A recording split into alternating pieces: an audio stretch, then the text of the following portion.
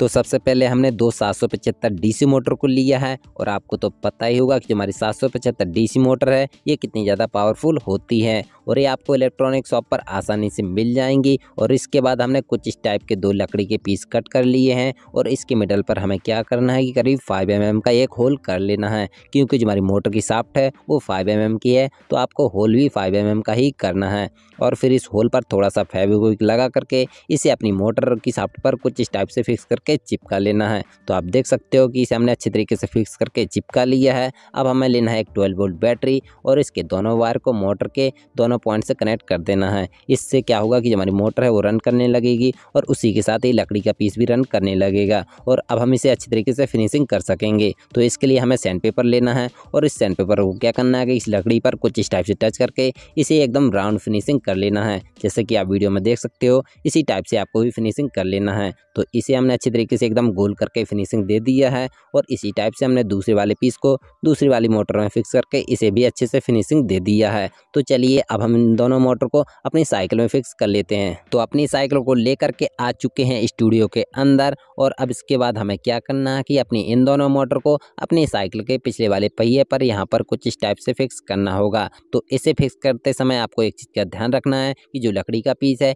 ये हमारी साइकिल के टायर में अच्छी तरीके से टच होना चाहिए और इसे फिक्स करने के लिए हम कुछ इस टाइप के क्लिप का यूज़ करेंगे जो कि आपको मार्केट में 10 रुपये में आसानी से मिल जाएंगी। और इसे क्या करना है कि अपनी मोटर और साइकिल पर कुछ इस टाइप से फिक्स करके और इसे अच्छी तरीके से कस देना है। तो इसके लिए हम स्क्रू ड्राइवर का यूज़ करेंगे और इसकी मदद से इसे हम अच्छी तरीके से टाइट करके कस देंगे। और इसी टाइप से हमें एक और क्लिप लेना है और इसे मोटर के पीछे वाले हिस्से पर यहाँ पर फिक्स करके इसे भी अच्छी तरीके से टाइट करके कस देना है। तो आप देख सकते हो कि इसे हमने टाइट करके कस दिया है और जो हमारी मोटर है इसमें अच्छी तरीके से फिक्स हो चुकी है। अगर हम अपने साइकिल के पहिए को रन कराते हैं तो जो हमारी मोटर है वो रन करती है, अगर हम मोटर को रन कराते हैं तो जो हमारा पहिया है वो रन करता है। और इसी टाइप से हमें अपनी दूसरी वाली मोटर को यहाँ पर फिक्स कर लेना है। तो इसे भी हम इन क्लिपों की मदद से फिक्स करेंगे। तो आप देख सकते हो कि इस पर हमने दो क्लिप को कस करके इस मोटर को भी अच्छी तरीके से फिक्स कर लिया है और जो हमारी दोनों मोटर हैं वो अच्छी तरीके से वर्क कर रही हैं। अब हमें इसके कनेक्शन कर लेना है। तो इसके लिए हम एक रेड वायर ले रहे हैं और इसे क्या करना है कि दोनों मोटर के पॉजिटिव पॉइंट से सोल्डरिंग कर देना है।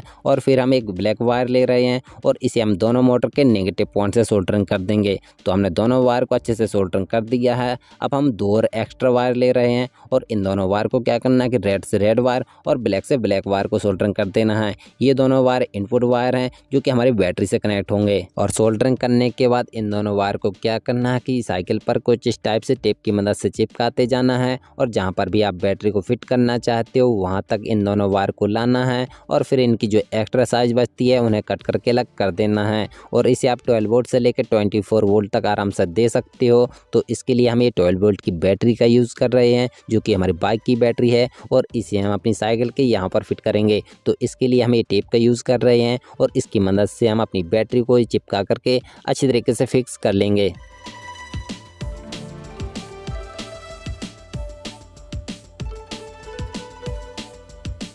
तो हमने अपनी बैटरी को अच्छे तरीके से फिक्स कर लिया है। अब हम इसके कनेक्शन कर लेते हैं। तो जो हमारा मोटर का रेड वाला वायर है इसे बैटरी के पॉजिटिव पॉइंट से कनेक्ट कर देना है और स्क्रू ड्राइवर की मदद से कस करके अच्छे तरीके से टाइट कर देना है। और इसके बाद हमने एक एक्स्ट्रा ब्लैक वायर को लिया है और इसे क्या करना है कि अपनी बैटरी के नेगेटिव पॉइंट से कनेक्ट करके और इसे भी स्क्रू ड्राइवर की मदद से कस करके अच्छे तरीके से टाइट कर देना है। और इसी टाइप से हमने एक और ब्लैक वायर लिया है और एक हमने हीट सिंक स्लिप का छोटा सा टुकड़ा कट कर लिया है। अगर आपके पास ये नहीं है तो आपको टेंशन लेने की ज़रूरत नहीं है। और इस वायर को क्या करना है कि मोटर के ब्लैक वायर से कनेक्ट कर देना है और इसके जॉइंट पर हीट सिंक स्लिप को कुछ इस टाइप से चढ़ा करके कवर कर देना है और इस पर लाइटर की मदद से हल्की हल्की हीट दे करके इसे चिपका लेना है। और इसकी जगह पर आप टेप का भी यूज कर सकते हो।